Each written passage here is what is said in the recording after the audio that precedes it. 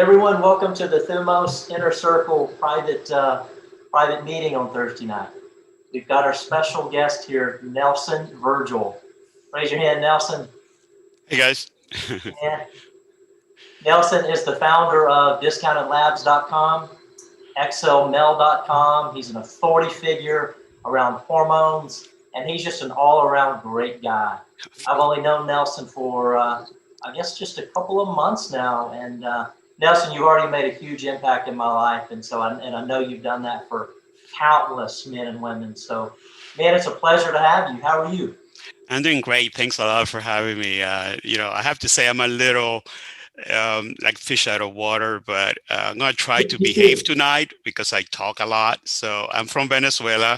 So that's where you hear the Spanish accent. Being here forever, never got rid of the accent. But I'm going to try because everybody's home and they have kids and it's late. So I'm going to try not to talk too much, but talk enough. So, because I love what I do. So thanks a lot, Jody. Jody contacted me like 2 months ago. And, I get emails and contact from people, and usually they want something or they're selling something, right? But Jody was different. I heard about we talked on the phone, which I usually don't talk on the phone because he had a very compelling story. We have something in common. He works for Shell. I used to work for Shell. I was an engineer back in the days before I said, I'm going to leave my career and do what I'm doing now, which is a huge risk.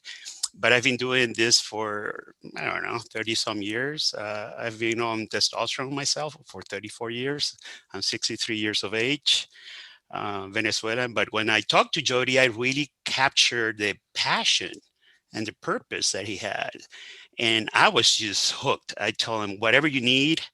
I've been around. I'm 63. I've made a lot of mistakes in my freelancing career and doing my own thing. So I hope that I can make a difference because I think what Jody's doing is very different than what I've seen all over the country. Hands-on work. That takes guts, it takes passion, it takes commitment. You have to give a lot of yourself. So more power to you, Jody, and all of you, by the way, because this is definitely great work. So, so today I wanted to talk about basics, man, because obviously I don't want to keep you guys here for forever. And I said to Jody, I was not going to do a lecture or show slides, but I'm entertaining, but I'm not that entertaining. I need pictures. Otherwise, you guys may just, get bored with me. So I wanted to see if it's okay, Jody, just a few pictures and slides that and I'm just going to give you some resources. So I'm not trying to sell anything today. There's no selling. There's nothing. I'm just going to share, doing this for you guys and Jody. I want to share what I just love this stuff, man. It's life changing, and it's changed my life. It's changed the lives of God, many men.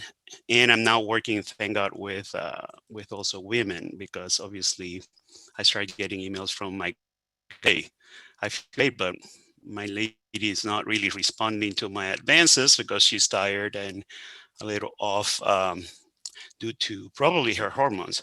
Can anybody see my slide, Beyond Testosterone? Yeah, Can you looks see it? good. Yep. Okay, good. Okay, so this is a free book. It's it's basically 420 pages. Okay, it's all graphics. There's no text. I can't really type much. It's a long story, but it's free to download. I have a forum, excelmail.com. I'm 11 years old. There are over 40,000 men from all over the world chatting daily, so it's a little busy.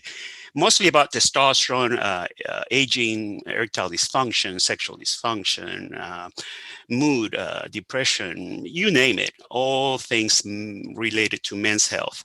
And I'm very proud of it. I'm very proud of it. We moderate it so there is no abuse, there is no spamming, there is no, mistreatment of anybody. We ban people if they mistreat. So I'm really proud of it. It's free. I work with different clinics and doctors around the country, but this book is basically a compilation of my slides that I use to train physicians that are in the field of hormone replacement. It's called Beyond Testosterone. You can go to excelmail.com and download it there. And it'll take you a while because there's a lot of info. And today I just want to cover the real basics. It's what is testosterone? Why is this such a hot thing now? Uh, I think so many may even be wondering if there's pressure from marketing and the pharmaceutical companies and all that, because it's really hyped up. Like Viagra has been hyped up for years, like everything else, testosterone is hyped up. And obviously, it's not all good. There's some negative aspects of the treatment if you don't know what you're doing.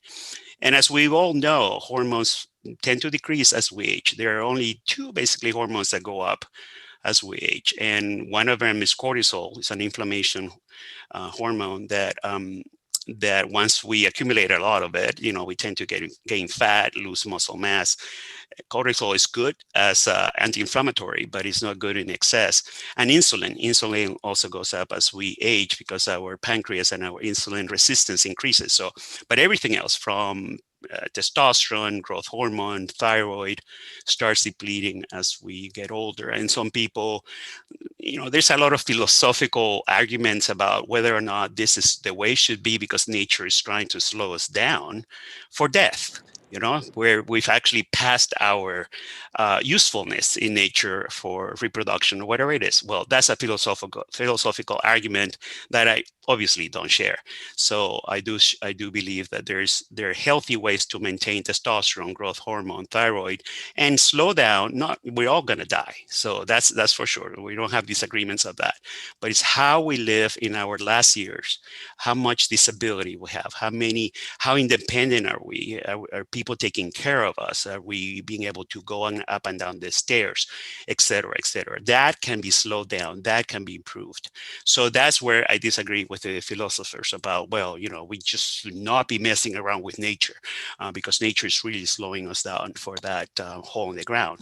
And the symptoms of testosterone deficiency or low testosterone, and the only way to find out if you have low testosterone is through a blood test, obviously. But a lot of these symptoms look like everything else, man. Decreased sex drive, vitality, fatigue, mood changes, insomnia, anemia, delayed ejaculation, and hot flushes, believe it or not, like women in menopause, erectile dysfunction, decreased muscle mass, increased visceral fat, testicular atrophy or shrinkage of the testicles, weakness, loss of bone density, loss of actually facial hair or body hair. And yeah, a lot. Some people may have a few of these. Some people may not. Some people may have all of this and not have low testosterone. And that's something that is very important to stress because obviously we're getting bombarded by all this. I would say there are over 10,000 testosterone clinics in this country now. I think we have more testosterone clinics than Starbucks. I really believe so. And I'm not going to get into the details of why that's happening, but it's definitely a very strong.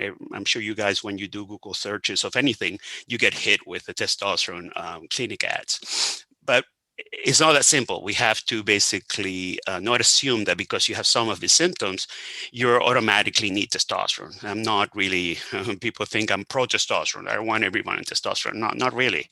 Actually, I'm not. I'm very conservative when it comes to that. I jumped into testosterone myself for many health reasons. And we don't have to go through them today because it really is a long kind of drawn out soap opera if I start talking about the story of how I started on this, even though I'm a chemical engineer, I'm not a physician. But testosterone, the body, actually, our testicles produce it daily, obviously, 5 to 7 milligrams. And testosterone, once it hits the bloodstream, it starts converting into other things. It doesn't just stay as testosterone. A metabolite is called DHT, which some studies link it to hair loss or even acne, but really DHT is the sex drive metabolite. It's actually what makes us horny, okay? And I'm going to talk a little bluntly here. There is a 2% of the total. This total, only 2% is free, is unbound, it hasn't been caught up by something we call sex hormone binding globulin. So it's floating around to actually go into the receptors, increase our muscle mass, increase our mood, increase our libido, et cetera, et cetera. And some of it, only 0.4, 0.3, 0.4%, tiny amount, is converted into female hormone, estrogen. And people, all the guys think, oh my God, that must be bad. I need to block down my estrogen. Actually, men need estrogen just like women need testosterone. And a lot of people think women don't have testosterone. No, women need testosterone for the same reasons that men need it, for sex drive, for muscle mass, bone density, etc. We need estrogen too. We need estrogen to keep our heart healthy, our cholesterol in check, our moods, our sex drive is linked to estrogen. So there's a lot of bad information out in the internet about using estrogen blockers to block these nasty hormones. There's nothing that nature has made, and evolution, obviously, millions of years, that is a waste or is toxic. If it's being produced by the body, it's for a good reason. Yeah, it's called estradiol, which is the main estrogen, but that doesn't mean that we're going to have increased breast size, gynecomastia, or we're going to become more women-like. It has nothing to do with it. It's only 0.4% anyways. But just wanted to bring that up because it's like a myth. So we have a cascade that we have like the pituitary gland. I'm sorry, the hypothalamus, the pituitary is right here behind your nostrils. And then we have the testicles. And there's a cascade that happens of signals to make your testicles produce testosterone. When we inject testosterone or use a testosterone gel, for instance, or cream, our bodies detect, hey, wait a minute, somebody's giving us testosterone from the outside world. Stop this. So basically shuts down this cascade. And what happens is in this cascade, there are two hormones called LH and FSH that also we need it for sperm production and to keep fertile. So that's something that some doctors don't tell their patients. Hey, you're going to start testosterone.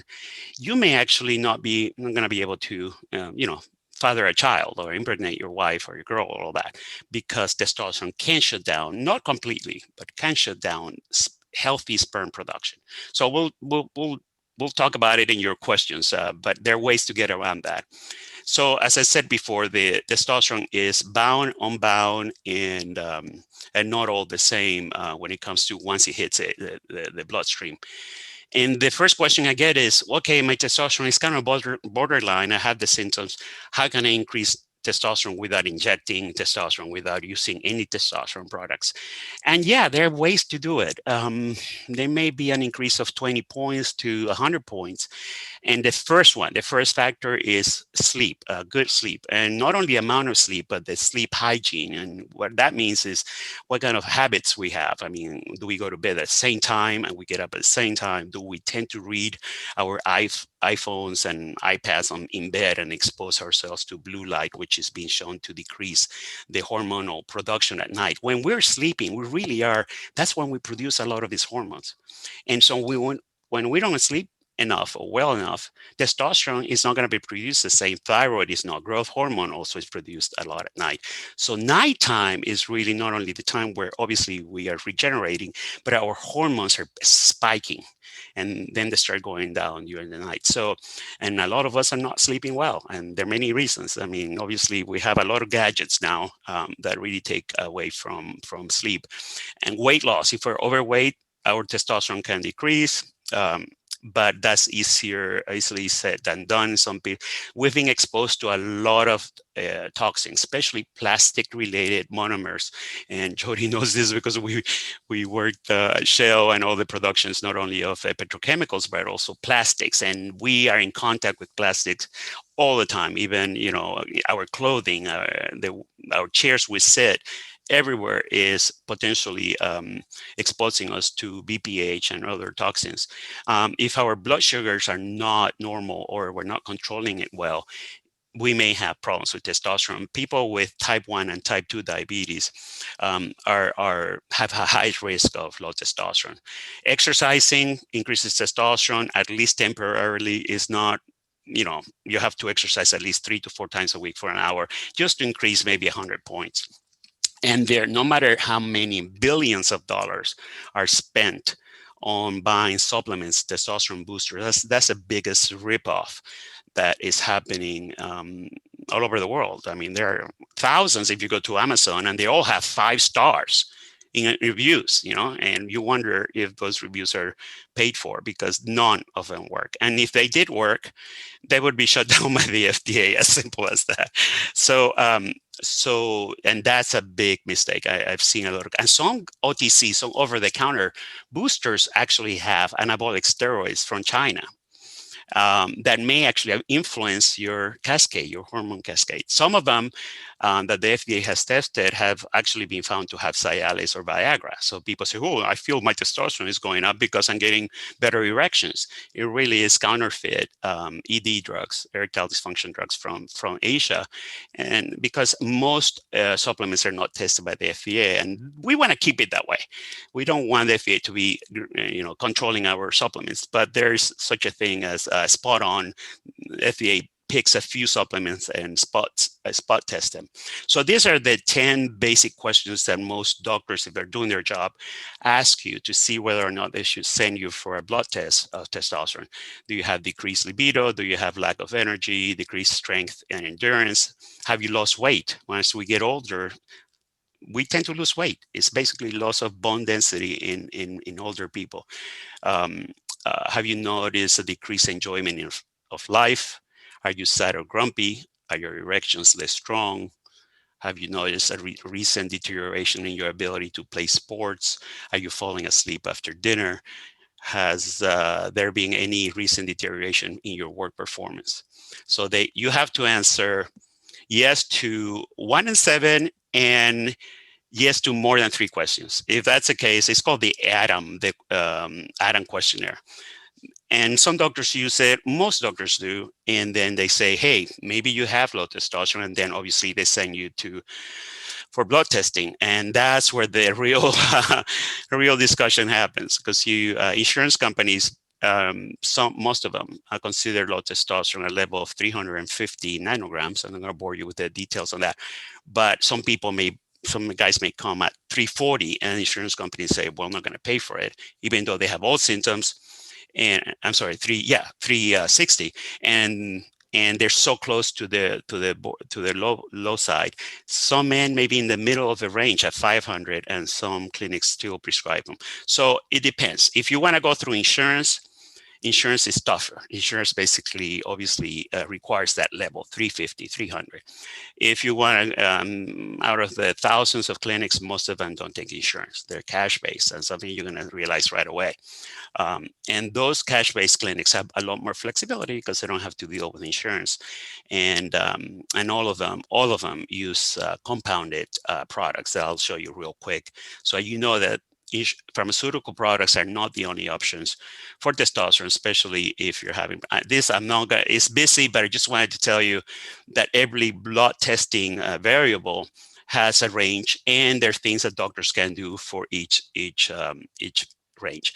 The main side effect of testosterone, it happens, I would say, easily in at least 50% of men, is that we start producing a lot of red blood cells, because testosterone really stimulates the bone marrow. And that's okay. I mean, if you're anemic, you need red blood cells. But if you're normal, your red blood cells are normal, and your red blood cells start building up, your blood viscosity really starts going up, and you're making the heart pump a lot harder, a lot more viscous fluid.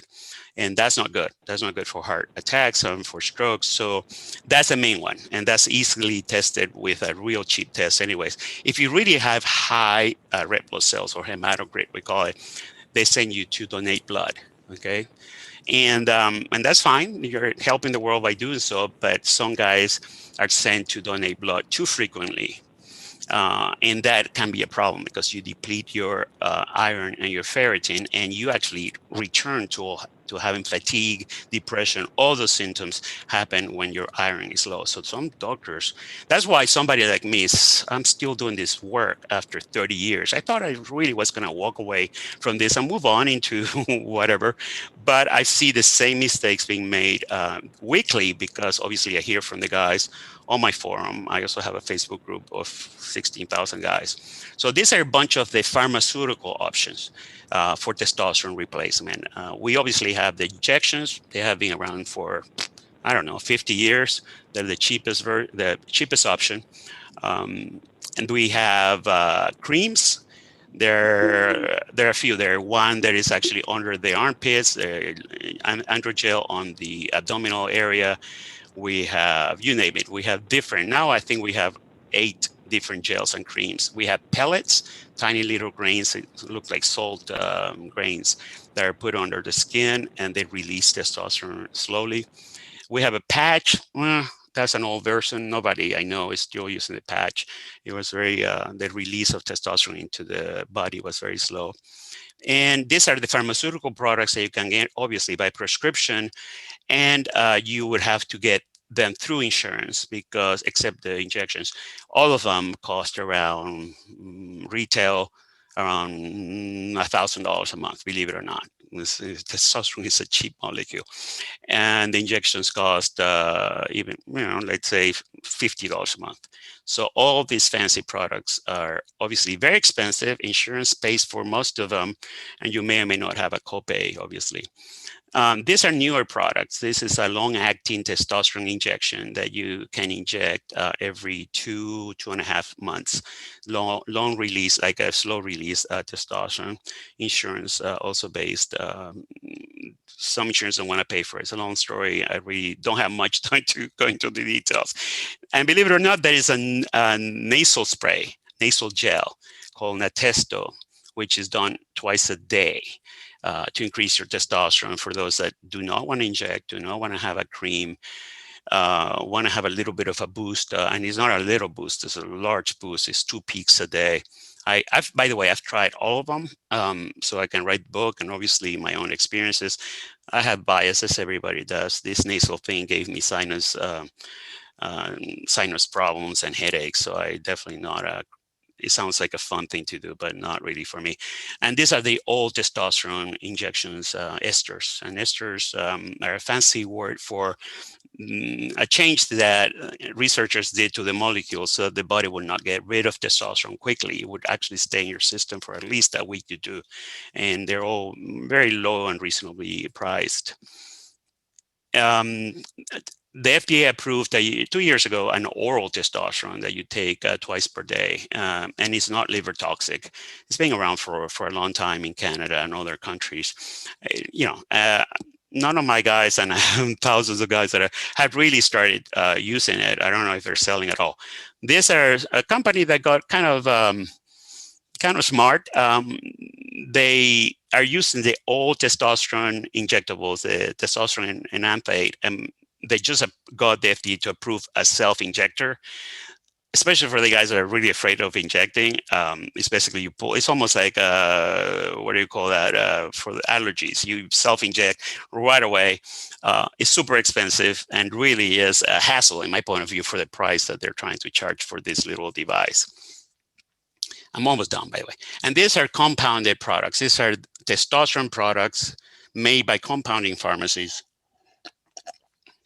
Pharmaceutical companies are really trying to get the FDA to shut these companies down because they provide products at a fraction of the cost, and they make all these products and sell legally. But it's a constant battle. There are a lot of lobbyists in the Congress trying to from pharma, trying to push. Obviously, I'm very pro compounding pharmacies because of the pricing and the fact that yeah, it's a tenth of the cost, and even if your insurance companies don't want to pay for products, you can actually it's affordable for most people. And there are many ways to inject. I'm not going to go through all the details, but we used to inject every 2 weeks back in the days, and that was the way to do it. But now we've changed. In the field, we're changing to smaller injections twice a week. Some guys inject 3 times a week. It's subcutaneous, like you inject insulin under the skin. We don't use deep injections anymore like we used to. Many things have changed because we've seen data now that we don't have to be so extreme in injecting deep inside the muscle in the glutes. So depending on the doctor, depending on the clinic, depending on your experience, and that's what is happening in all the forums and in my world, is that it takes 6 months or so to kind of fine tune your dosage, whether or not you choose injectables versus creams or gels, it takes a while. It takes not only blood work that is required, not only before you start, but also after 2 months, and then after a few more months, depending on the dosage, you have to fine tune the dosage. And many doctors, primary care doctors, do not even test. They don't even fine tune. So a lot of guys get frustrated and drop off testosterone treatment because they were never optimized. And I know that's a word you guys actually enjoy and like in this work. And they're, the old-fashioned ways to inject was in the glutes. I did that for at least 20 years with a 1.5 inches needle. It was, I did it. It wasn't fun. And then we started realizing that injecting, and this is the way I inject, a tiny little insulin syringe on my delts or even under the skin is good enough. Especially if you do it obviously twice a week, a smaller dosage. So that's the way we're all moving to. It's less painful, less trouble. You only need really one hand. You don't have to spend money on more supplies. And it's really what most people are doing. So for those guys that have low testosterone and have all the symptoms, the question is, how long does it take for me to see benefits? And that's where I see the most frustration, and then the most frustration from my side too, because everybody wants a quick fix. I mean, we're in a society, obviously, that we want a pill to solve our problems, and we want it now, and we want to see the benefits tomorrow. And I tell guys, you're going to have a placebo effect that you're going to see right away. Within a day, you're going to feel like a stud and sex drive and erectile function and all that. But really, it's placebo. It takes a few days to weeks to see improvements. And this is actually a study that reviewed a lot of data on, and these are days here, from 0 to 180. Blue is maximum benefit reached. So for sexual interest is right away. You see benefits within 3 to 6 weeks. Okay. And what is that? Sexual interest is really just feeling a lot more sexual, feeling like you really want to initiate sex with your partner, or you're thinking about sex more, or when you are at the gym or wherever, and you're kind of checking people out a lot more. So it's actually this desire, this craving for sex. Erections, it's erectile function is a really gray zone. I mean, for younger guys tend to respond better than the older guys when it comes to better erectile function. I would say 50% of guys don't get full recovery of erectile dysfunction. And there are many reasons for that we'll have probably more time in the future to discuss. More energy, better mood. So it takes a few days, anywhere from a month to 2 months to start seeing. And for bone improvements, bone density obviously takes a long time. So it's not a quick fix. I would say not everybody loves it. I know maybe 20% of guys get off testosterone for many reasons, and there are side effects that I'll talk about really quickly, obviously, because of time. Something that is very popular, I do tend to love this product, is called HCG, human chorionic gonadotropin. It really, believe it or not, this is a hormone that is produced in large quantities through pregnancy. So they extract it from the pregnant women's urine, mostly in India. And they make it as a powder, and they ship it to the United States and to all the other countries. It is a product that increases sperm count, sperm quality, and ovulation in women. So it's a good fertility drug. It's also been proven to prevent the shrinkage of testicles while using testosterone. When testosterone, as I said, shuts down that cascade, it also shuts down testicular function. And some men may have some shrinkage, 20%, maybe 30% from original size. And HCG prevents that. HCG also, in one study, and in my case, it really definitely night and day improves sex drive, libido. And I didn't start using HCG until like 12 years ago, and I've been using testosterone for 34. So I definitely saw the difference then.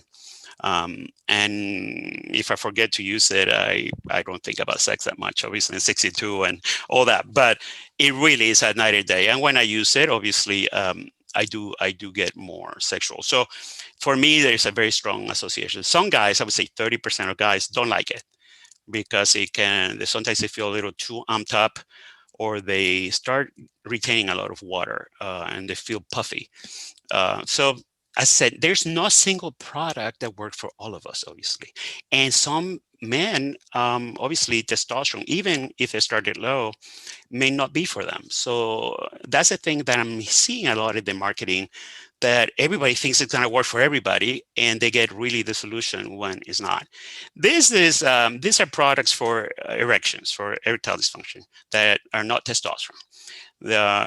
Some men on testosterone get higher sex drive, libido. They feel more obviously driven to have sex and initiate sex, but some of them may not have complete resolution of erectile dysfunction. And these products are all injectable in the penis, except this one. This is an antidote. And to get a really strong erection, basically most porn stars use this. And that's why they look like, they're supermen, most of them, because an erection can last, 1-2 hours, even longer, which is not a good thing. And that's why there's an antidote to bring them down. And obviously the oral Viagra and Cialis and all that. Some men do not. I can't take most of them because I get sinus congestion, headaches, acid indigestion, and Cialis can cause, like in my case, back pain. So, so there are other options. These are all compounded. For men that say, "Listen, I have a sex drive. I just want to make sure that I don't get soft in the middle of it, or even as I start," because not only erectile function has a lot of not only mental aspects of it. I mean, performance anxiety. Many of the guys that I've coached in the past are divorced, and they're starting to date again. They're in their 40s or 50s and dating usually younger women. So some of them tend to have performance anxiety, which is really a vicious circle or cycle that just feeds on itself. So there's this mental aspect of I'm not going to perform well, or I'm not going to be a stud, I'm not going to keep my woman happy. And for them, these injectables, which are really cheap too, work amazing. And these are prescription drugs from compounding pharmacies. And as I said, their blood work, blood testing that is required initially 8 to 6 weeks, 6 months, and once a year, once you're optimized. Excelmail, as I said, .com is my forum. Free. It's where you'll be amazed how many guys are super smart guys are sharing. There's some doctors there too. Um, I love it. I'm very proud of it. I would enjoy if you guys register. It's a self promoting picture of me in a more shaped, ribbed years, like 5 years ago. But I do, and this is how I make my living, because obviously I was giving a lot of my time for free in the past. But I do sell lab testing or blood testing anywhere in the United States, except Louisiana, which I'm working on. I'm getting a doctor there. We require a doctor in every state to have a license. So we're working on getting one really soon for Louisiana and Oklahoma. Those are the only 2 states that I'm not currently serving. But you can go online and buy blood tests. We provide the prescription, and you go to the closest Quest diagnostic location, get the blood test done, and we email you the results. And we hook you up with doctors if you need, obviously, treatment, or if you need a coach, et cetera, et cetera. So this is the only country in the world where consumers have power. I have to say this because I have guys from all over the world emailing me. No, you cannot do this. Well, I'm sure in developing countries, there's a lot we can do, like getting OTC, over the counter testosterone. But to get your own blood testing without having to see a doctor, it's really a luxury that we have. Canada doesn't have it, the UK doesn't have it, Germany doesn't have it. So we are the only, and we are really protecting that. We don't want to be shut down. Like everything in life, when it comes to consumer options, there's a war against consumer options. So fingers crossed. I've been doing this for 6 years, and so far so good. So I think that's it. And this is coming up. I'm launching this next month. It's Hormone Clinic Finder. It's a directory, international directory of hormone doctors, not only testosterone, but thyroid, not only for men, but also for women. So very excited because there's not such a thing. There's not a directory, not in the United States or not around the world, of um, of clinics, and you can actually fill out a questionnaire on what you're looking for, and you'll get contacted depending on what you're looking for, what kind of services. So excited about that. And this is it. I'm going to stop sharing, and I think because I didn't stop for questions, so okay, we did okay. So any questions, I just shoot them. I just gave you a really fast overview that it will just give you a taste of it. Hey, Nelson, thank you. That was beautiful. I'm not surprised. Thank you. Just to, I believe everyone out there, man or woman, should know blood work. Beyond testosterone, like Nelson, I agree. Not everyone should be on testosterone. I do think everyone should know, and I'm talking to men here especially, what their testosterone is, total and free, because they both matter. Total is the amount of money that you have working with. Free is the amount of money that you get to use from the trust fund. Total and free both matter. But in addition to that, for your Aunt Sally or your wife, beyond the sexual hormones, vitamin D, as in dog. Everyone should know that. I go for optimal, so 30 is not enough for me. I want more. I want between 60 and 80 for me. Discounted Labs does that. It's one click away. Nelson, I think it was like $60. It was a huge bargain the last time I looked. Yeah, I have the lowest prices in the United States. There's no question about it. So, Yeah. So anyway, I just wanted to let people know the beauty. It's coming soon to Louisiana, right? For those of you yeah, in Texas and Ohio and the other states, you're ready to roll. And you know, it's all under a doctor, so you don't have to go see your own doctor. You click, add to your cart, get what you want, go to your local Quest, and get it done. Um, Question for you, Nelson, if I may. Um, so my belief is every man, even a 25-year-old, should go get blood work done to know a baseline. But more so, I guess the question is, the average 40-year-old comes to you. Um, where do you have him start? Like what tests to go get? It's probably yeah. So it's starting with a blood test. Where do you have him start? well, You showed it in your picture. it depends on the financial state of that person, because I mean, some guys want to check everything under the sun, and I really don't agree you should, because remember too that hormones change during the day. Okay, hormones, actually testosterone, and there are three studies that have actually followed men through 3 years, and there's seasonal variations. Summer we tend to have a little higher than winter, so it's not only the time of day, which usually should be in the morning. We peak, our testosterone peaks in the morning, and once you have breakfast, temporarily your testosterone drops by 20 to 30%. Temporarily, once insulin goes up, there'll be like 3 or 4 hours where your testosterone is, while you're digesting, is lower. So on an empty stomach, early in the morning, I mean, most labs open at 8 a.m. So testosterone. So, if you're a man that, can spend $100, you can get your testosterone, your estrogen, your thyroid tested, believe it or not, with $100. And that will give you just a general idea. Okay, my thyroid is very important. Thyroid is probably the most under-tested, underdiagnosed issues out there. Testosterone, I have to say, used to be, now it's not, because we have so much, as I said, so many clinics out there pushing for this. But a thyroid test is like $18. And if you add more, because you have to go into more details depending on that level, and a low thyroid can give you all the same symptoms as low testosterone, plus gaining fat easily, gaining weight easily, and being cold easily. So yeah, I you'll be amazed how many doctors just check your testosterone and don't check your thyroid. And that's what I would do. I mean, if I was a young man, depending. I mean, if I have symptoms, if I don't have any symptoms, if I feel great, I won't spend any money on testing. I'm sorry, I just wouldn't. Because why, right?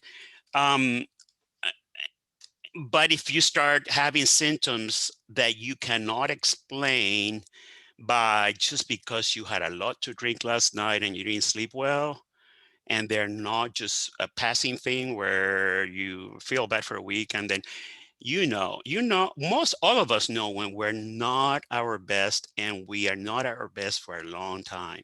And sometimes what I see, in my case, I'm talking from personal experience, we get used to a new normal. We get used to that funk that never really goes away, but we kind of get used to it. And it isn't until we test and we start those, those things that we say, oh my God, it's almost like you forgot how you felt when you were in top shape, right? Because we all get used to a new normal. And that's where I think the danger lies, that all of us, men and women, I'm not thinking men are trying to, I have to say, I have learned something in this business. Somebody told me 30 years ago, oh, women, you should go into the women's side because they really are the ones that really take care of themselves and test and buy products. No, they may buy cosmetics, but when it comes to testing and hormone treatments, women are behind men. Men are the ones testing, educating themselves, reading about female hormones to tell their wives. So that's what I'm seeing. 90% of people that get tested through these kind of labs are men, and they're men usually between 25, which I thought most 25-year-olds were not, and 55. For some reason, I'm not getting the older folk. I don't know if it's because they don't know there's this option or something. I'm in the age group, but the peak is around 35. And what we're seeing more and more, and there's data to prove that a lot of 20-some-year-olds are having low testosterone, which is pretty concerning. And we can talk about the reasons why. I mean, many in other, but there is. I've learned that I expected men over 45 to be the ones that really, no, we're talking about men in 25, 35 having already problems. You can have erectile dysfunction and have good testosterone, by the way. So don't link ED. ED have emotional aspects to ED. Obviously, there are many other factors involved. So that's something I tend to remind people, because say, Nelson, I started testosterone and I still cannot keep an erection for over 10 minutes with my girl. And it's like there's disappointment there because in some cases you don't see that. So a lot of clinics out there, this is what they're doing.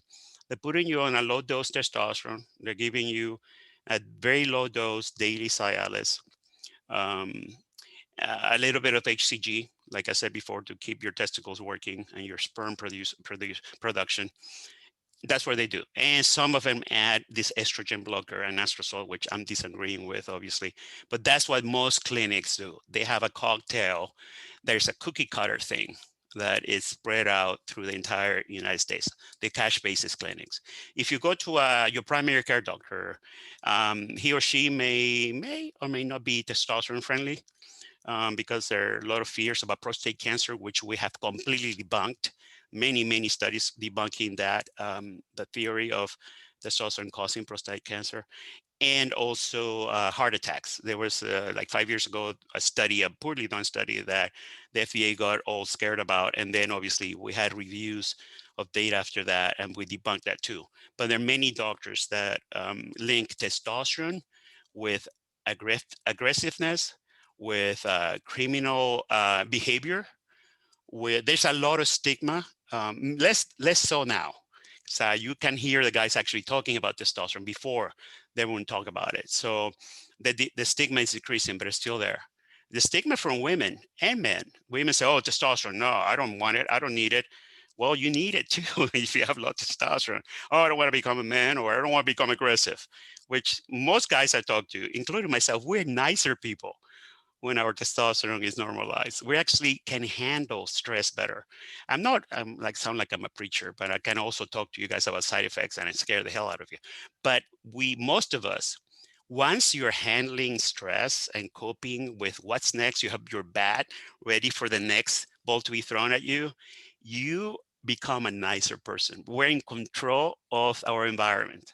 So I really have never seen this thing about aggressiveness or being an asshole because your testosterone is high. Yeah, the bodybuilders doing 1,000 milligrams a week instead of 100 and combining it with all kinds of anabolics, they do have some issues with behavior, aggressive behavior, because they're exposing their bodies to 10 to 100 times the dosage we're using. And I'm not criticizing the bodybuilder, because I learned a lot of what I know from bodybuilding, I did. So, but I do think that there's a stigma associated with testosterone, and some guys don't want to talk about it, or they talk to the gym guy and they don't get the information, or they go online and get the wrong information. So that's why I'm still doing this work, because it's still happening out there. Jody, may I ask a question here? Yeah. Chris, Nelson, thanks so much for this information. Thank We you. appreciate you being on. My question for you is on HCG. If I'm on testosterone currently, but if I'm not concerned about sperm production or testicle shrinkage, my gut tells me, oh, like if I'm turning off a part of my body by taking external, testosterone, should I be taking HCG to get that firing and working again or not? Just love to get your thoughts there. That's $1 million question. That has not been proven in research, and I'm pushing for that. I work with the Baylor College of Medicine here in Houston. We have Houston has become like the mecca of the hormone research. We also have the biggest compounding pharmacy in the country here. But nobody has proven what happens when you shut down that cascade, the LH-FSH, for a long time. What happens to you besides losing sperm count? Is there anything else mood-wise? Because what happens, and this is new data that we're getting, is that when testosterone is started, we shut down not only LH and FSH, but we shut down pregnenolone, progesterone, and those are actually hormones that we need for mood, for brain function.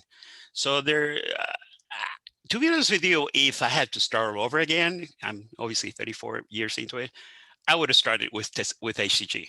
Not because I'm looking forward to having kids, never did, but it's mostly not only because of a testicular function, but it's because part of me still wonder, and my mood is definitely better on HCG. But as I said, only one study that just recently, 6 months ago, was published that showed how all the, not only LH-FSH, but a lot, and I didn't show you that cascade, because really people don't know, but the mother molecule of sex hormones is cholesterol. Cholesterol is where all the hormones come from, the sex hormones. And the first step is pregnenolone, which is the mother of all sex hormones. That is also decreased with testosterone. And what we're seeing is that there's data that shows that nature did not make anything redundant. Like all of the cascade, every single part of that cascade has a function. It's not because, oh, we're creating these hormones so that we eventually have testosterone in the end of the cascade. Every single one, and we're shutting down all those steps. So we have no data, long-term data. If you're okay with testicular, or some people don't have testicular shrinkage, they start with a big size, anyways, and you don't, fertility is not your issue, and you feel okay, I would not bring HCG into it. It's an additional, obviously, injection, although I inject both together. Some people criticize me for that. I'm not into injecting a lot. I believe that long-term needle fatigue can happen. I'm also not opposed to creams and gels. We're using now a new approach, using the creams that people used to put on their abdominal area or shoulders. We're putting them on testicles, on our scrotum, because we're seeing that the absorption there is better, and also DHT increases and libido increases. So I don't have a clear answer. Obviously, I have a strong bias for it, but I'm a data guy, and we have not seen what happens you're a young man, obviously. When you get to be my age, you've had LH and FSH shut down for that long, like I did for 20 years. Did I miss anything? I look back and say, I don't know. All I know is that I'm glad I have HCG now, because I would not. Sex drive tends to decrease not only with age, but I do think there's testosterone tends to wear off after many years. That effect, that edge, that that hunting feeling. I tell guys that hunter in you comes out again. The hunter meaning looking for the next challenge, looking for the next. It really is about that hunting feeling for not only sexual but everything in life. And HCG brought it back for me because I'm a long-term testosterone user. Got it. I appreciate that. Thank you. You're welcome. Hey, Chris, in the absence of HCG, there could be an argument for some men to supplement the right amounts of pregnenolone and perhaps DHEA. But Nelson also hit on something I think that's very key. That whole cascade starts with that gooey substance called cholesterol. So, Nelson, what's your experience with men taking Lipitor or cholesterol medications as it relates to There's testosterone? contradictory data, but I have strong biases for some studies that show that decreasing cholesterol too much will end up decreasing sex hormones, testosterone, obviously one of them. So I'm not an enemy of statins. Um, I guess because I'm lucky, I don't have cholesterol issues, but and a lot of guys in my forums are enemies of statins. There's this, and but I do believe they affect, especially if you bring, most doctors want you to be very low on cholesterol, like 60. That is danger zone. And that is actually, you are killing the molecule that generates all of these hormones. And some statin studies show decreased libido and decreased testosterone. I just saw a review, obviously it was paid by pharma. I'm sorry, I'm sounding like a conspiracy guy again. But yeah, I'm not a friend of statins. I would not tell somebody not to take statins if they have a family history of heart disease and high LDH cholesterol. Yeah, thank you for that. Hey, Nelson, what have you seen as far as females with low T symptoms? I know that some of those are going to be the same symptoms that men have. Can you speak to that a little bit? Yeah. On the female side, I'm glad I have a Facebook group there, like 5,000 women now.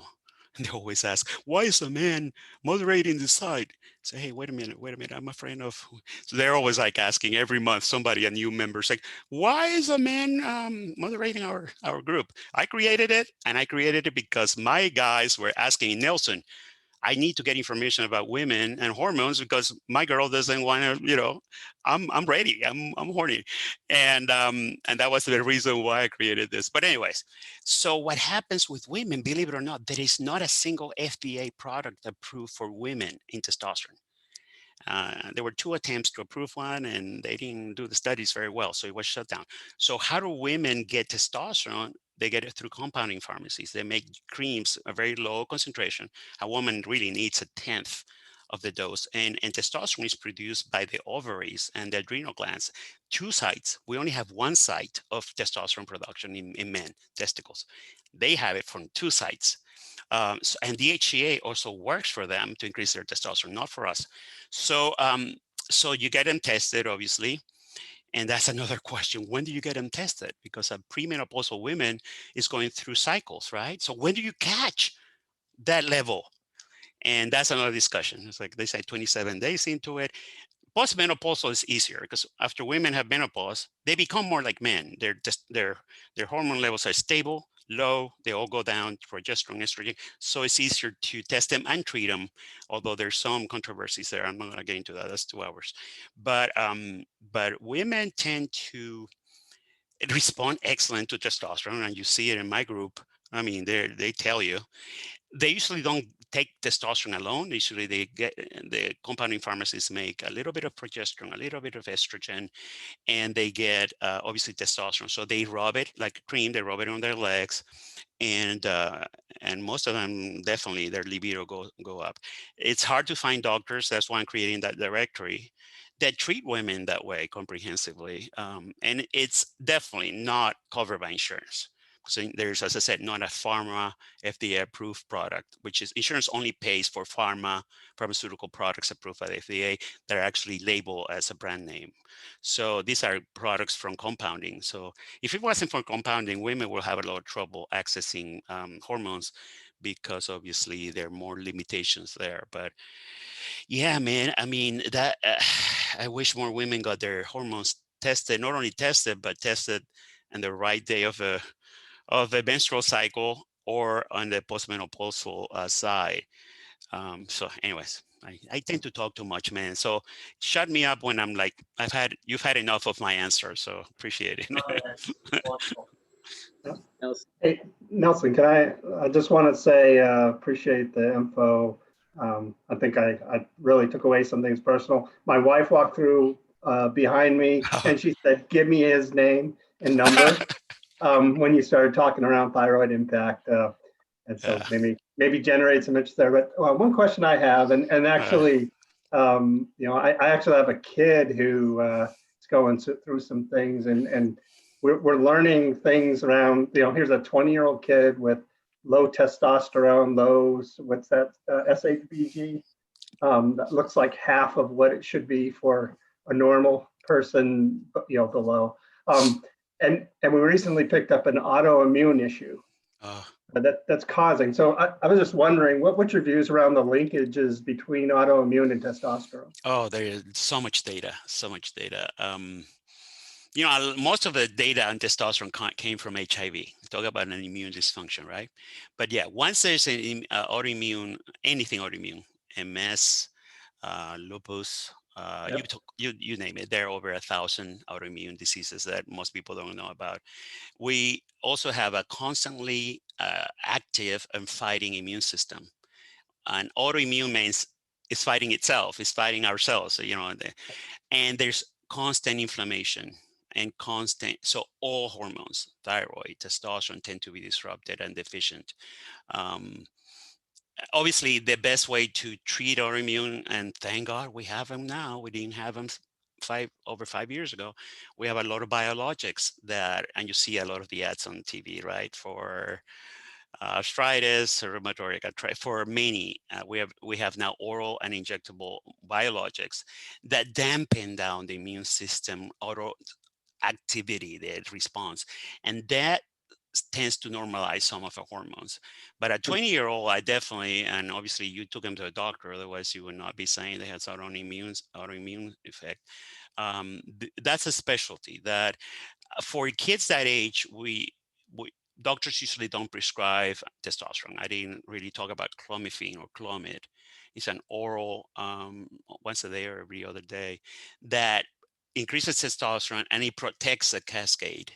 People say, well, why don't we do that instead of testosterone, right? But the reason is that the older folks like me, we don't feel sexual. We don't feel the benefits. But yeah, on paper, we're beautiful. On our lab work, it's like amazing, but we don't feel the effects. But for younger kids, and I call a 20-year-old kid, they can preserve their function and yet have normalized testosterone. So clomiphene is an oral generic by prescription.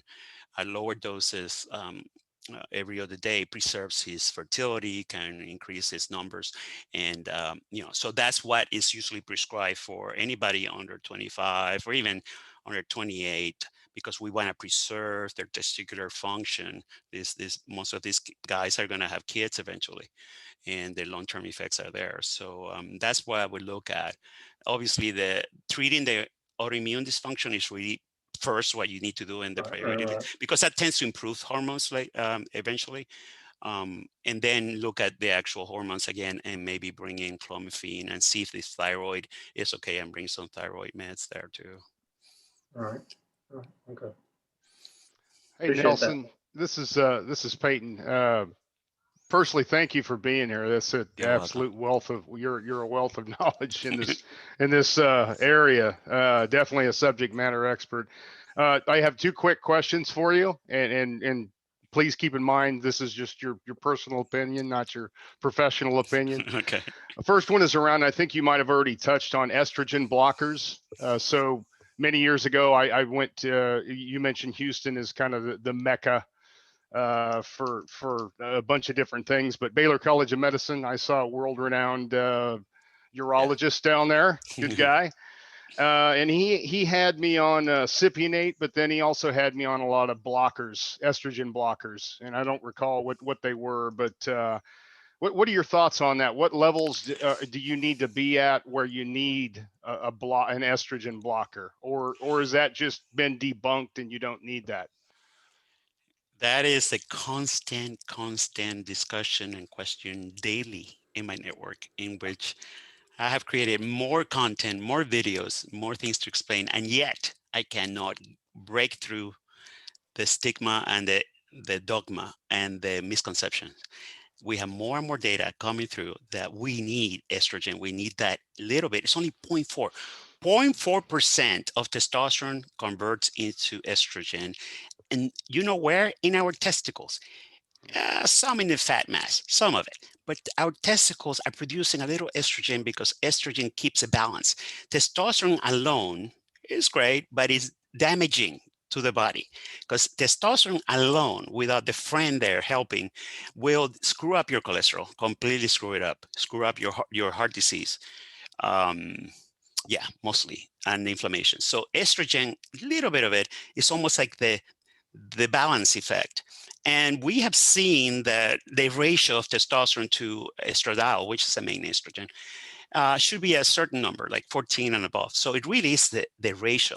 So obviously, the higher your testosterone, the higher your estrogen, right? Because there are a ratio, right? So what happens, and I love Lipschultz. He's a friend. I go there to speak a lot, and we work out in the same gym. I love the man. I mean, he's number one in the world, but he also is old school, and I'm trying to. He's changing slowly because he's old school, but he's obviously the father of urology, and I love the man. But anyways, so he overdoses estrogen, and anastrozole is an oral, is a breast cancer drug. It's really a chemo agent for breast cancer. They're giving it to the guys taking testosterone because they want to block the estrogen. So what happens, and one of the main keywords that bring people into Excel mail is the two words crashed estrogen or crashed estradiol. It brings estrogen to zero, and guys start feeling really bad. They don't wonder why testosterone isn't working. They don't have sex drive. This is something I'm learning that there's in no studies. They lose penile sensitivity. Sometimes you're having sex and you don't feel your penis that much. I don't know if some people may or not have. I have experienced it back in the days when didn't know what I was doing. Is where you're having sex, but you're not feeling the sensitivity that is what makes sex fun. So they complain of that. They complain of and they lose bone density long term. So we're getting data that shows that the ratios was important. So obviously and I have something I have to say is obviously I'm not disclosing private information because I'm just disclosing a general statement here. I mean, I don't know, there are obviously over 5,000 tests a month that we do at discounting labs. I obviously, because of privacy, I don't see the results. They have to be by HIPAA protected but I do see a pie chart of how many results were over the range, how many results were within range, and how many results were low. And on testosterone, 80% of guys are out of range, meaning over 800 nanograms. 80%, and these are guys from all over the country. These are not guys from Lipschultz. These are guys all over the country getting testosterone, and their doctors are running high testosterone, high, like 1,000, 1,500, 12,000, which is pretty high because they think the more the better, right? And they don't really understand that there's a point where your side effects are going to be such. But their estradiol also goes up, obviously, because it's 0.4 of that. So they see an estradiol is out of range. Obviously, it's out of range because your testosterone is out of range. And they hit it with an anastrozole, which is a mistake because so for the last 10 years, I've been lecturing about this. And I do have to say that's something that may piss a few people off, but it's because we are programmed as men, like women are programmed as women about testosterone. They're programmed like, oh, testosterone, all the evils of the world are linked to that hormone. We also programmed that the word estrogen, oh, we don't want to be women, And in fact, this nature is very smart. We have the yin and yang, and we have it at a certain level. So blocking that estrogen without even calculating the percentage or the ratio is the biggest mistake I'm seeing all over the country. And I'm 62. I've been doing this for forever. I don't think I'm going to get through. I'm not going to get through. It's going to be what it is until I guess we have enough long-term data that shows that a lot of these guys are going to get to old age with brittle bones, because bone is the number one thing you lose when your estrogen is low, zero. And I would say in their 60s, 70s, I'm going to see a lot of these guys breaking bones easily. Obviously, I shouldn't say that, but it's true. And we don't have any data on this. So it's not a speculation because we have actually really good data now. And many of the real top researchers, I just need to get Lipschultz to accept. I think what he does, and this is, I have to be honest, I do get a lot of inside information from doctors. They say Nelson, if I don't provide an estrogen blocker, I'm going to get a call. I'm going to get an email in a few days because all side effects that men have, they all think it's estrogen related. So either I give it to them now at the beginning, or I'm going to have my work is going to be doubled. Imagine, that's really, I hear that. I'm not making it up. So a lot of these prescriptions of estrogen blockers are because just doctors are, they know, I mean, that if you don't give them one, and then obviously, doctor, why I'm not feeling that great, then you have to go, okay, well, let's remove the estrogen blocker or cut it down. So that's usually what happens. So don't get me started. That's really, I have a 1 hour lecture on estrogen in men. So obviously in women, estrogen is amazing for sex drive in women too, and everything beautiful in women. And obviously they have 10 times the estrogen we have. I mean, menopausal women after menopause, we have more estrogen than they do because of that 0.4%. So anyways. Great, Yeah. great information. Thank you. Second question, real quick. Just again, personal opinion, thoughts on, and I had a lot of buddies that used to do this back in the day, but testosterone, a replacement regimen, a TRT. What are your thoughts around coupling that with an occasional cutting cycle, i.e., menstrual, something like that? And I know if you used to bodybuild, you know what I'm talking about. So. My first book is about anabolic steroids. Let's be Okay. clear, okay? I'm not in the closet about that. You can Google my name and see 2/3 of my links are because I worked in HIV. That's my background. I learned most of the hormone work from HIV because HIV was really like the pandemic we are going through now. We went through a pandemic that killed almost everybody and killed them because of muscle wasting. We were all, and I say we because I've been positive for 37 years. And every one of my friends and my partners, they all died in bones. And they were 22, 23-year-old, 24-year-old men and women dying like skeletons. And the main issue that we found is that when we lost all that muscle mass, obviously we died right away. And so I focused myself, first of all, I didn't want to be in bones like everybody else. I had to bury. And I became obsessed with bodybuilding and learning everything about steroids. Testosterone is an anabolic steroid. It is really the main anabolic steroid, obviously at different doses for anabolics. And there's nandrolone and oxandrolone and winstrol. They're prescribable, FDA-approved anabolic steroids used for different conditions. Obviously in HIV, I was able to convince the government to do studies using steroids for HIV-positive men and women. And it was a miracle. It was a miracle. I mean, we all gained muscle and right away. I gained 35 pounds in the first 3 months, and I became a preacher. That's when I left Shell. I said, this is too important to not. And everybody, all doctors started prescribing the doctors for, and we saw everybody rebounding. And this is before drugs, HIV, all the wonderful things that we hear now. That was before 96. So Winstrol was one of them. Oxandrolone is Anavar, is still prescribed. Lipschultz has a few of the people on that drug because the FDA is kind of relaxing about those drugs because they're FDA approved and we know a lot about them. But something I've seen in the past 5 years is that some urologists, a lot of them, I have to say have a lot to do with it because I lecture them, are using a little bit of those anabolics with testosterone replacement in men that obviously don't have any health conditions. Um, the main reason for that is obviously because they do enhance the effect on muscle and everything. And they decrease sex hormone binding globulin, so they increase free testosterone, which is active. And some guys have great testosterone, but the free testosterone is low; it's under 2%. And obviously, that really has been shown to be the active, the thing that does the job. So, so they bringing those agents, and winstrol or oxandrolone are actually orals.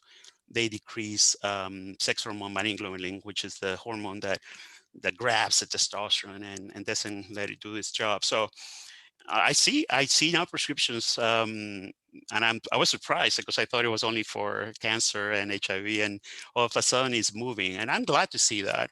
I think anything that works with moderation. Obviously, there are side effects. You can read all about them when you download the book, but I have nothing against them. I use them for I used them for 27, 25 years.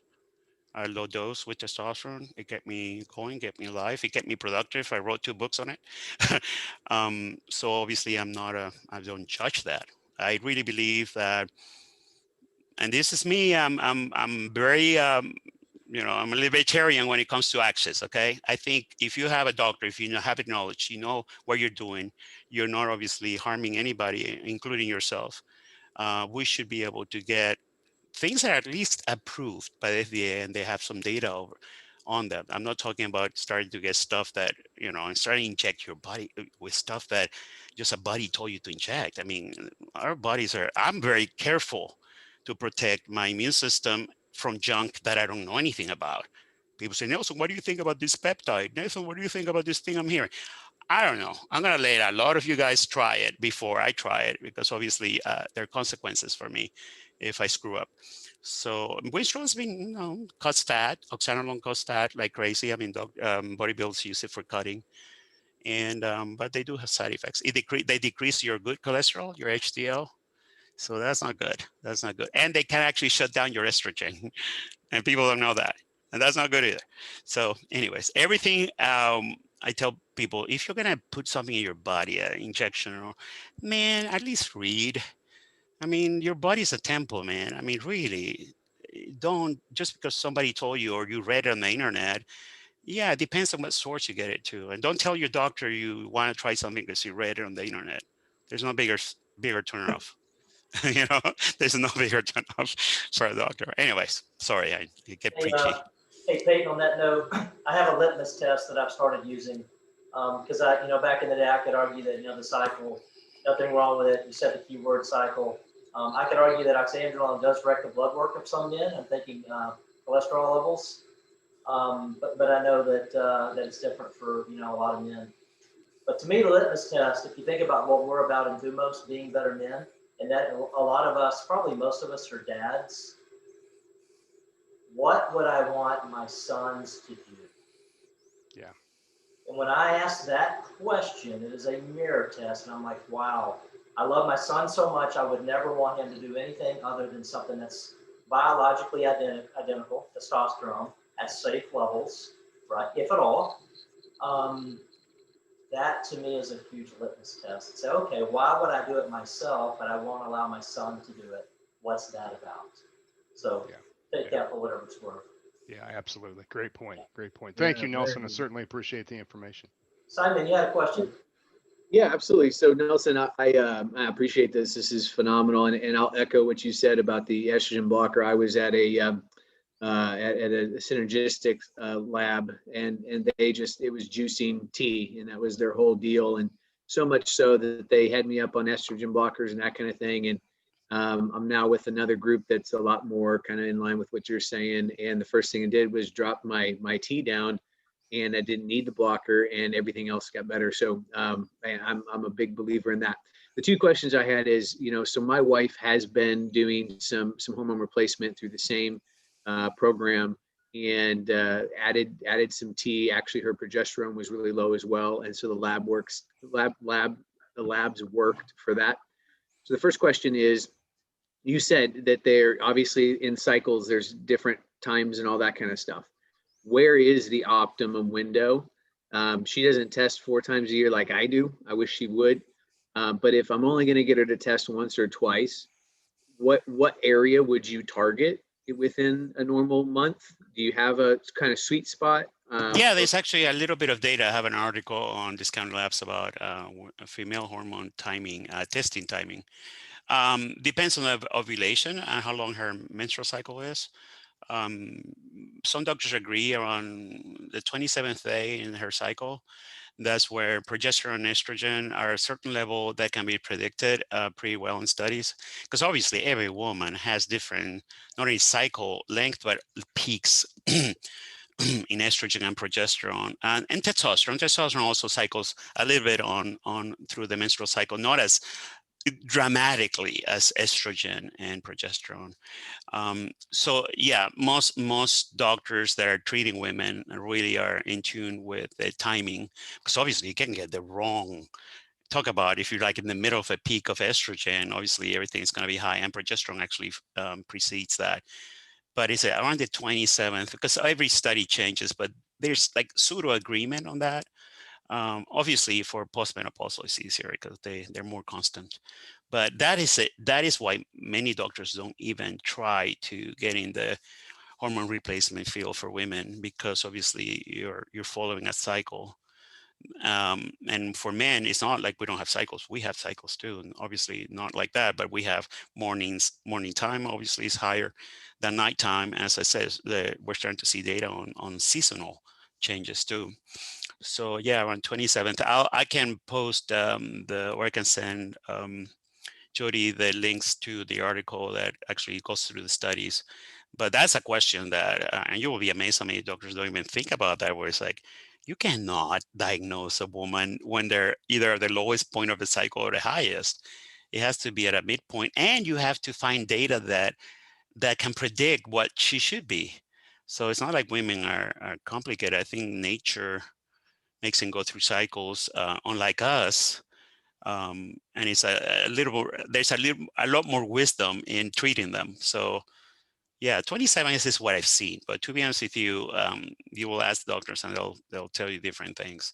If you're using DeFi Medical, which is becoming like they're really a leader in, they've been around for 14 years, telemedicine wise, and they treat women and men. Dr. Saya, they're really knowledgeable on women. But you'll be amazed. I mean, if you go into my group, and there are lots of, by the way, there are a lot of men in my women's group. And they're just watching, reading, because they're all searching.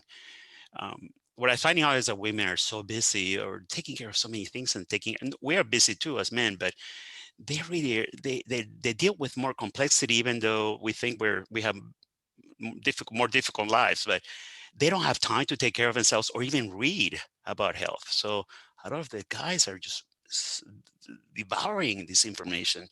And 30% of the members are men, Yeah.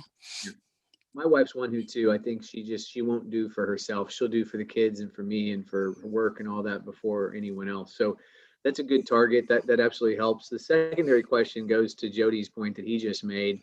And he made it without even knowing that's where I was going to go with the second question. And that is, I do think it's a great test. I've got girls and boys. And so my question is always, what would I want my kids to do this? And so to that end, my wife's only been doing the blood work and hormone stuff for maybe, I don't know, a year and a half. It's been life changing. And we now, based on some of the results, think that she may have been deficient in some of these hormones from the beginning of our marriage 20 years ago. Wow. And so just because it's just night and day, some of the differences. So to that end, we're finding out, like you said, more and more that even in your 20s, possibly even in your late teens, with what was just brought up earlier, there could be deficiencies. So I guess my question is, at what point is it smart, especially with the cost of lab work becoming more competitive, to look at teens and start creating baselines? Do you have a thought on that, so that as they leave the house and begin on their own, they have kind of something to work with? It'd be nice. I mean, that's definitely a dream. I mean, that's what we all lack. All of us, I can say in this group, because there's no kids here, lack baseline information from our 20s, from our peaks, from when we felt the best. I don't have it. Well, I never had a peak. I was diagnosed at 22, so I never really had a peak.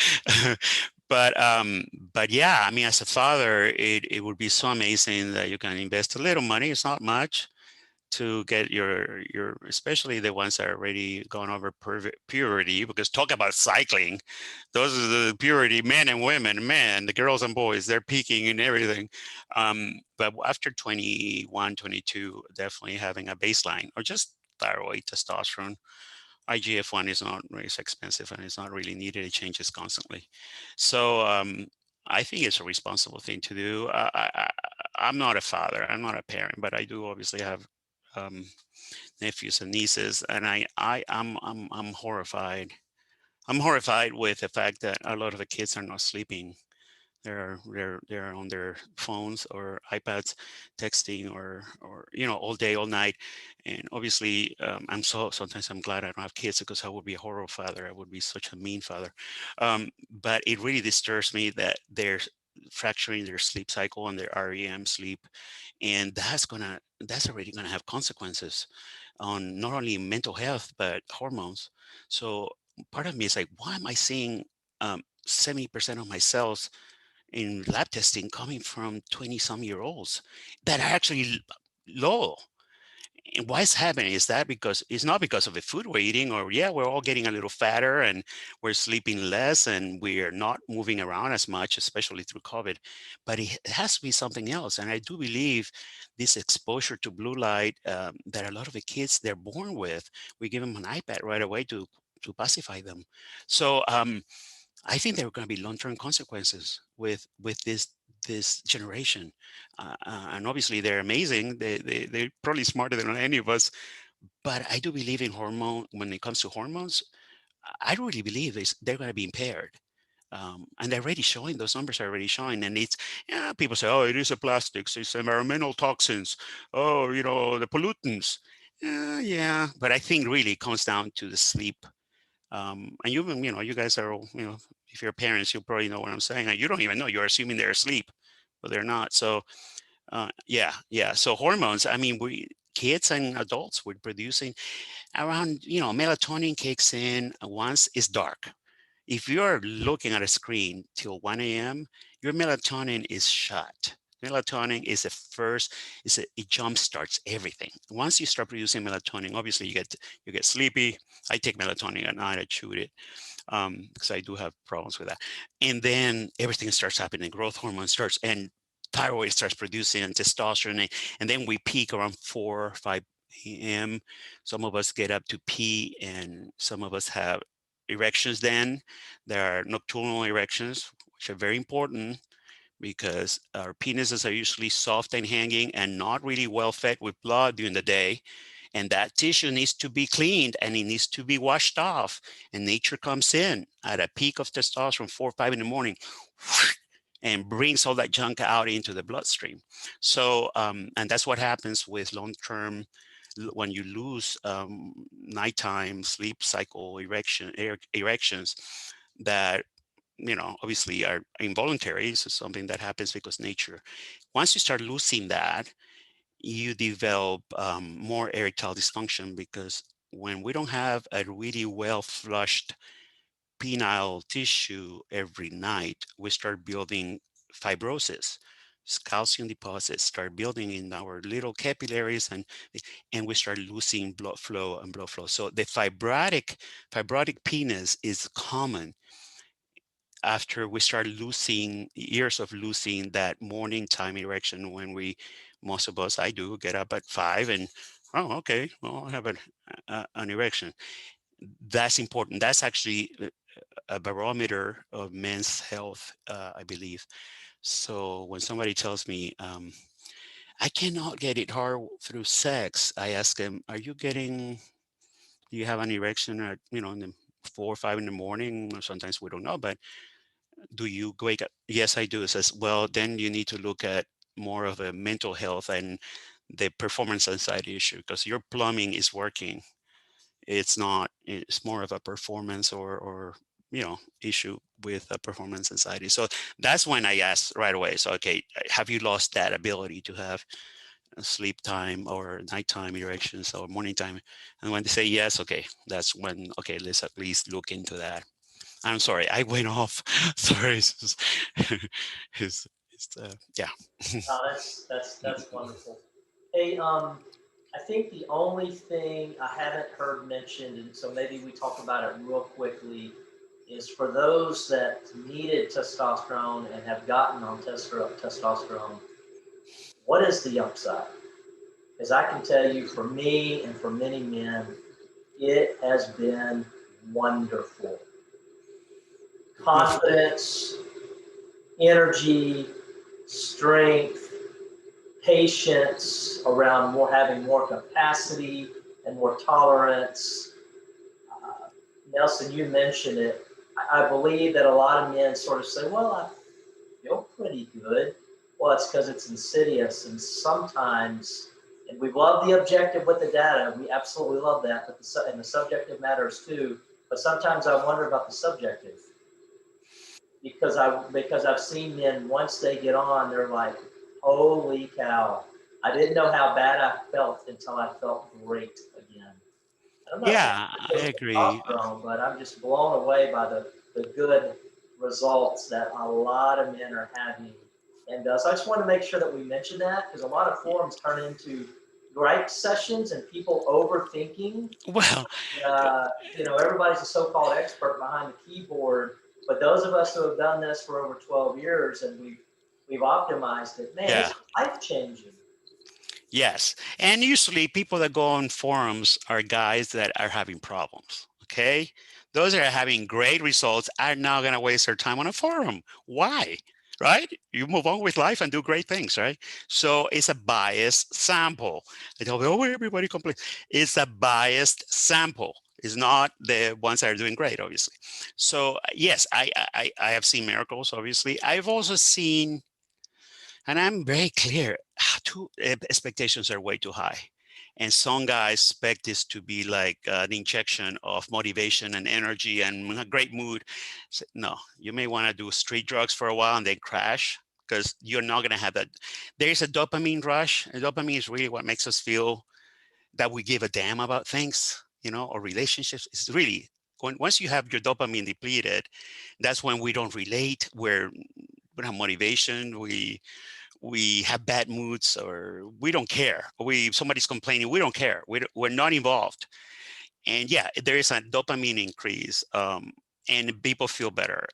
But I have to, because I never go all the way to say everybody should be on it. I have seen where guys don't feel better. I have seen guys feel anxious, and that's more common when the guys are coming to forums, or amped up, or they feel they're always chasing their numbers, they're obsessed. They have problems at home, there are problems in their lives, but they want to just concentrate on the numbers on their labs, and not want to really look at what's really the problem. And that is a frustration I have. Obviously, I'm sounding like it's more problems than not, but obviously the guys that come to my world are guys that usually have problems. But yeah, I've seen it saved my life. I mean, what kind of benefit can I say about testosterone? Obviously, I have strong biases. I would be dead. I would not be even talking to you guys if I hadn't done all this. But yeah, most guys feel better. Don't get discouraged when you see a lot. Obviously, if you go online, you see a lot of the guys that are struggling or are trying to blame everything on one number, testosterone, estrogen. It's usually estrogen that they're blaming because it's not the case. But what I said at the beginning about the new normal, watch out for that. I'm an old guy. Went around the corner several times. I've had a lot of health crisis, and I've seen a lot of death, a lot of loss, a lot of everything. But here I am, a happy guy. I'm grateful. But watch out for that. Watch out for that new normal that catches on, and you get used to it, and even people around you get used to you being a certain way, and then you don't even realize you're in a funk, and that's when you wake up. And some guys say, "Well, I felt good, but I'm not feeling as good as I did a year ago. I'm going to stop." That's when they realize, oh shit, okay, I get it. Because after 2 or 3 weeks and they're shut down, their cascade is shut down for 3-4 months, and they are shut down. So they suffer through those times and they say, oh my God, yes, it works. Oh, I want it back on. But there are some guys that actually email me saying, Nelson, what should I do? I want to get off testosterone. What is the safest way to get off testosterone? It is not a life commitment. And you hear that. If you get on it, you can never get off of it. No, you can get off of it. You'll suffer a little. But, some people take clomiphene, which is that drug I say that is prescribed for younger men, and HCG combinations, just to see if you can jumpstart your own production faster than waiting 3 to 4 months, which is what it takes to normalize your cascade. Sorry, guys, I told you I was going to talk your head off, so I'm going to stop. That's awesome. Nelson, how can How can people get a hold of you? I know you mentioned your forum. Can you give us those names? And I see Yeah, some. Excel mail. Excelmail.com, there's a contact us, and click there. You can click and email me directly. Register there. I obviously I'm biased for my forum, but you'll learn. There's a guy there, Madman. We all have usernames, so it's great for privacy. You can talk about anything. Nobody knows who you are. He posts studies. I don't know. This guy is obsessive compulsive in a good way. He posts new studies every day.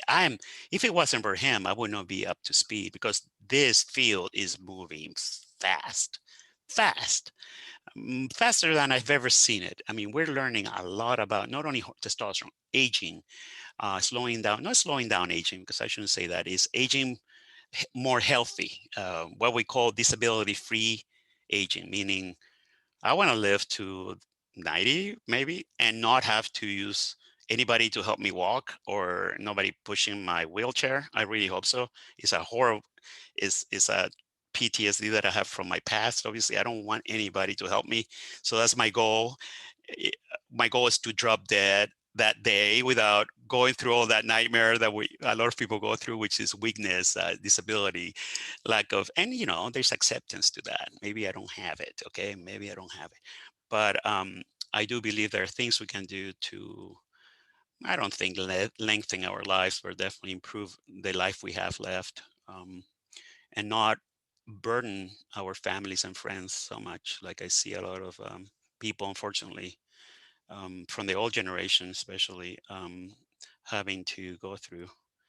Anyway, sorry, I'm getting preachy. So,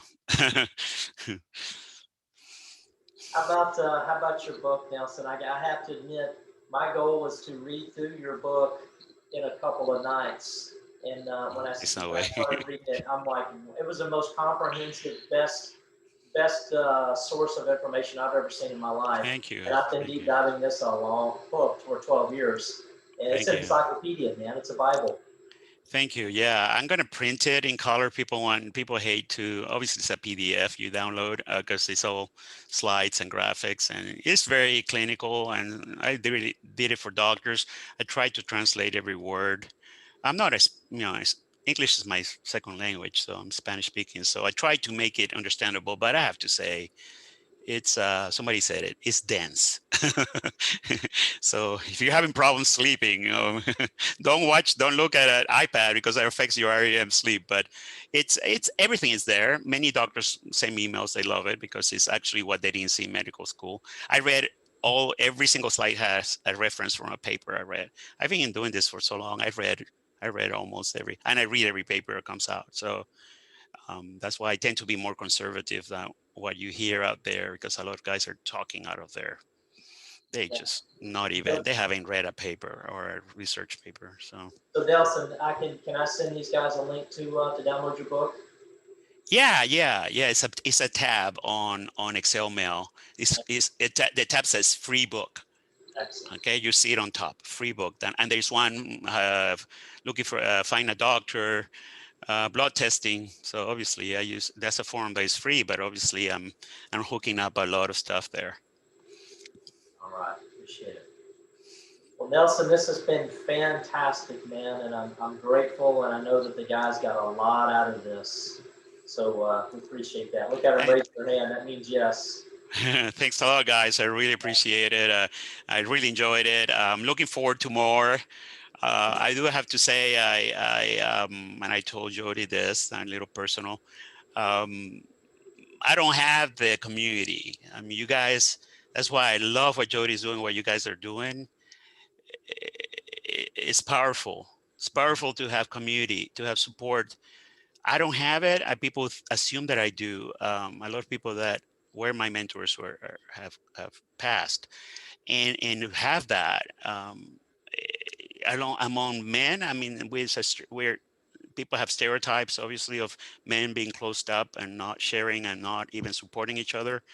I see it in my brothers. They have been isolating themselves as they grow older, obviously with family and all that, but they have isolated themselves from other men and they don't have friends. I know a lot of men, and I have to say every color, every race, every sexual preference, we're more isolated. I really believe COVID has done a horrible job at making that worse. And I really admire, deeply admire communities that are created like this, especially through COVID, like Jody's, where you guys actually support each other, listen to each other, have tools, because I think we're all looking for tools. I told Jody my biggest, and I do have one fear, is that I need to know what I don't know. What I don't know that I don't know. Because what we know that we don't know, we can always search it, right? And find the solution. But what we don't know that we don't know is really where the most of our lack of growth, that's where it happens, because we don't know what we don't know. So when people bring something to you, it's like, man, I have never thought about that, and it changes your life. That's really what I'm looking for. So anyways, not to get personal, but building community and having support, man, it's part of health and mental health. And you'll be amazed how many men out there are isolated and feeling lonely and feeling like they cannot share with anybody. And I'm seeing that a lot in my world, especially. So thanks a lot. Good night. And hopefully we'll see each other soon.